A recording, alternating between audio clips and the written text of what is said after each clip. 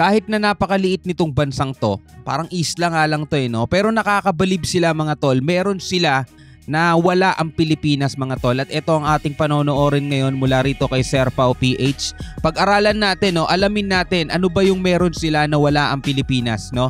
Sea Monster ng Taiwan, pupulbusin mga gray ship ng China mga tol. Yan ang title binasa ko lamang. So wag na natin patagalin pa, pero bago yan, no, wag mong kalimutan mag-subscribe kay Sir Pao PH. Nakalagay po ang link sa ibaba.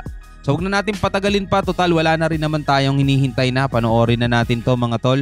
Pagitan ng Taiwan at China. Magmula sa kabila ng patuloy na tensyon sa pagitan ng Taiwan at China, magmula sa pagpapadala ng China ng mga gray ship sa Taiwan Strait at pagpapalipad ng mga jet fighter sa muscle flexing yung ginagawa kasi ng China sa kanila. Pinapakitaan sila ng puwersa, kumbaga parang sinisindak sila, no? Dala ng China ng mga gray ship sa Taiwan Strait at pagpapalipad ng mga jet fighter sa ere. Hindi naman ito napigilan ang pagnanais ng Taiwan na ipaglaban ang teritoryo nila sa mapangahas na China. Dahil bago matapos ang buwan ng Setyembre, ay inilantad na ng Taiwan's Republic of China ang kanilang pinakabagong military assets na tiyak at inaasahang pipigil sa Taiwan's invasion plan ng China. At para malaman ang buong detalye mga kaalyado, ay manatiling nakatutok at tapusin itong video.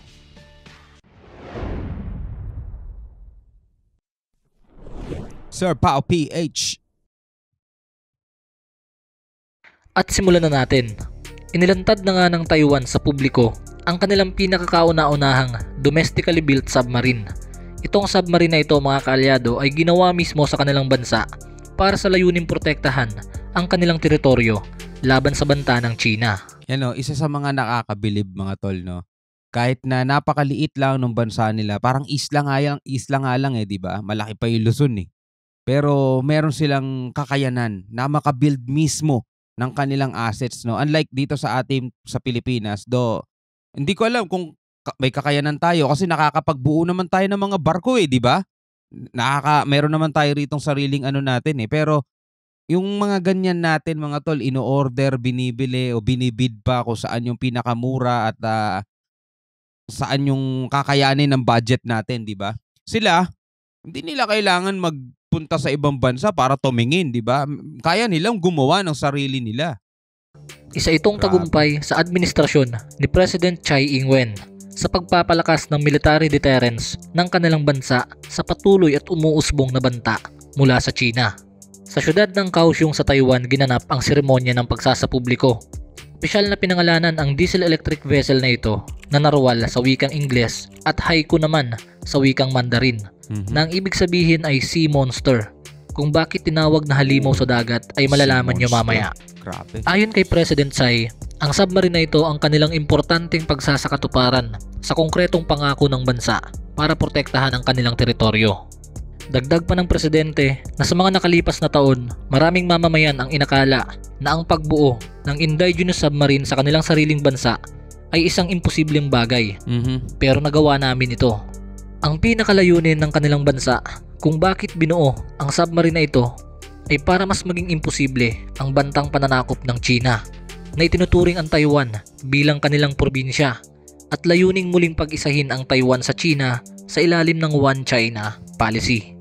Pero mo sa kabila ng tingin ng iba imposible, nagawa nilang posible mga tol. Kasi hindi natin alam kung ano yung isang dahilan na pumipigil sa atin para hindi makapag-upgrade na ganyan. Palagay ko nakikita rin yan ng ating gobyerno, 'di ba? Kung mga mambabatas natin, presidente natin na dapat sinisimulan step by step yan, hindi naman biglaan mga tol Pero sabi nga wala naman magiging imposible kung talagang meron kang will, 'di ba? Katulad nung tinatawag nila dating political will, 'di ba? Kasi hindi naman yan masisimulan ng isang ordinaryong tao lang Syempre gobyerno makakapagsimula niyan Pero kung nagagawa nila sa maliit na bansa nila, kumpara sa populasyon natin, mas marami syempre kaysa sa kanila.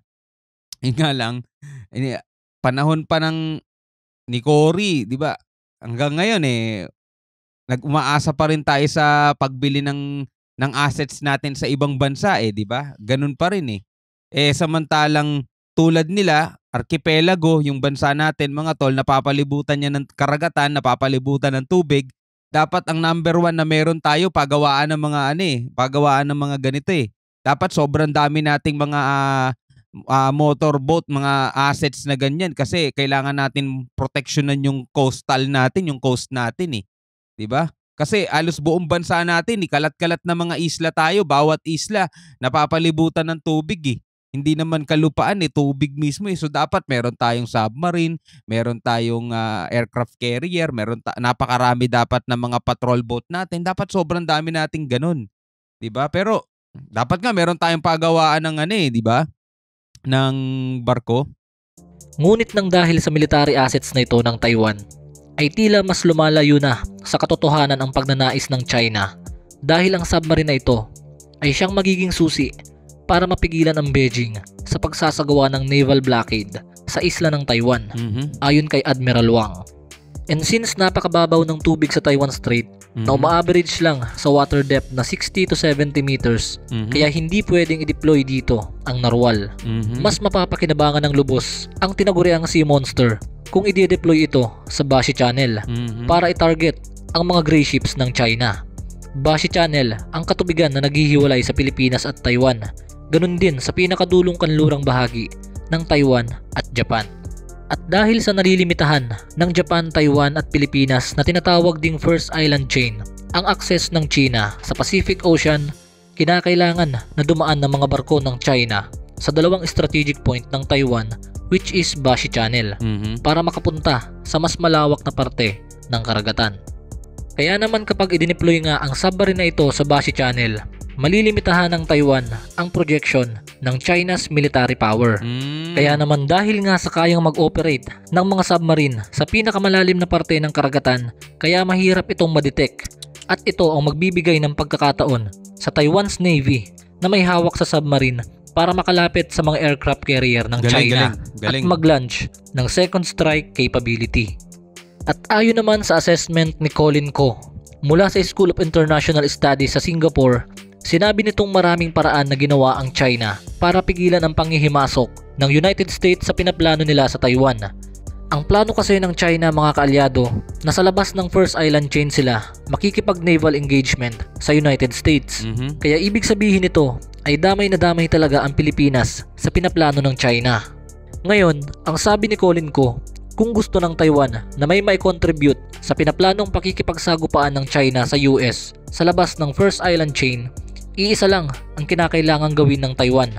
Ito ay ang ikulong o i-battle up ang PLA Navy ng China sa loob ng First Island Chain. Huwag hayaang makalabas ang PLA Navy para maging matagumpay ang intervention ng United States. So napakaganda mga kaalyado ng analysis na ito ni Colin Ko at ni Admiral Wang. Pinaghahandaan na talaga no? Sana naman wag no? Sana hindi mangyari. Pero may mga nagko-comment kasi Taiwan's next. Ay nako, sana talaga sana manatili ang kapayapaan sa ating daigdig. Kaya kung sakaling mangyari nga ang masamang ipinaplano ng China, tiyak na dihado na sila. Basta masunod lang lahat ng preventive measures. Ngayon, bakit ba tinawag na sea monster ang domestically built submarine ng Taiwan? Ito ang kasagutan. Ang submarine kasi na ito mga kaalyado ay armado ng heavyweight torpedo na sadyang nilikha para mangwasak ng barko o mga gray ship. Ang bagong homemade submarine ng Taiwan ay magre-representa ng bagong banta sa People's Liberation Army Navy ng China. Ang heavyweight torpedo na ito na nakakabit sa narwal ay gawa sa United States na may pangalang Mark 48 or MK48 na talagang eye-catching feature. Sinabi dito na kaya naman itong umatake ng may mahinahong pagbabanta lamang. Pero pag hindi ka nagpapigil ay talagang buburahin sa mapa ng torpedo na ito ang barkong aatakihin. Baka sabihin nyo mga kaalyado, grabe naman magkwento si Sir Pau. Masyado namang exaggerated. Kaya ito, talakayin natin ang feature ng MK48. Ang sabi dito, the MK48 ability to pulverize the keel, effectively breaking the backbone of a ship is what makes it deadly. So ang ability... Well, yan yung claim nila, di ba? Nung ginawa nila yan. Pero hindi pa kasi siya sabihin natin talaga nasusubukan ng actual, di ba? Kung magwo-work nga ba yan o hindi. Parang naalala ko bigla yung sa Iron Man suit, 'di ba? Yung si War Machine. 'Di ba si War Machine? Yung pinagmamalaking missile dito, no, nung ginamit na sa actual, wala eh. Supot. Ito daw ng MK48 nawasakin ang keel ng barko o yung parang patulis sa ilalim ng barko na itinuturing na backbone ng lahat ng ship. Kahit gray ship pa yan, ay ang dahilan kung bakit napaka-deadly ng submarine ng Taiwan. Hindi pa yan mga kaalyado, ito pa ang mas matindi. Dahil ang sabi dito, this torpedo can rips the ship in two. And if the torpedo misses on the first launch, it can swing back around and try again. So kaya pala nitong hatiin sa dalawa ang barko nga atakihin. Ngayon, kung hindi tumama ang unang pag-atake, babalik ito at aataking muli hanggat hindi tumatama sa target. Aba, Dual magaling. purpose din mga kaalyado ang torpedong ito. Pwede sa anti-submarine warfare at sa mga surface ships gaya ng mga gray ship. Ayon kay Tom Shugart, former US Navy submarine commander, hard-hitting, long-range at napakabilis ng MK48 torpedo. Talagang dapat kako itong katakutan ng China. So sana sa inaharap mga kaalyado, magkaroon din tayo ng sariling domestically built submarine, no? Yun Tapos nga eh. papalagyan din natin ng MK48 sa United States. Para nang sa ganun, may submarine din tayo na sarili So United States ang naglagay nun. Okay. na i-deploy sa West Philippine Sea na magbabantay at magbibigay ng matinding leksyon sa Chinese Coast Guard at sa mga gray ship ng China kung sakaling gumawa ito ng hindi inaasahang hakbang. Alam nyo kasi mga kaalyado, sa sariling pananaw ko lang, sa modernong panahon natin ngayon, habang patuloy na lumalaki ang populasyon, ay mas lalo namang lumiliit ang mga resources. Oo nga. So ang tendency, magkakaroon ng agawan sa iba't ibang panig ng bansa.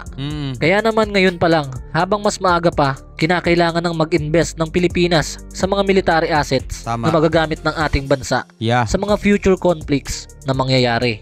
Just comment down below mga kaalyado kung agree kayo sa mga sinabi ko. Yeah. So hanggang dito na lang muna tayo mga So yun nga eh, no? Sana balang araw magkaroon din tayo ng mga domestically built na mga assets natin, mga patrol boat. Well, yung ibang mga patrol boat naman natin is donated. Pero sana magkaroon tayo ng kakayanan para tayo na mismo yung magbi-build.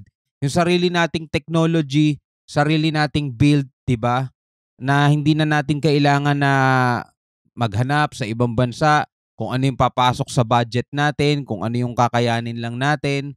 'Di ba? Sana balang araw makagawa rin tayo ng ganyan, no? Para maprotektahan natin syempre yung ating bansa, mga kapatid. Para maprotektahan natin yung ating nasasakupan, yung sa ating soberanya. Ikaw bilang isang Pilipino, ano masasabi mo sa videong to? So, comment ka lang sa baba. Hanggang sa muli, ako nga pala si Shobal D. Peace out.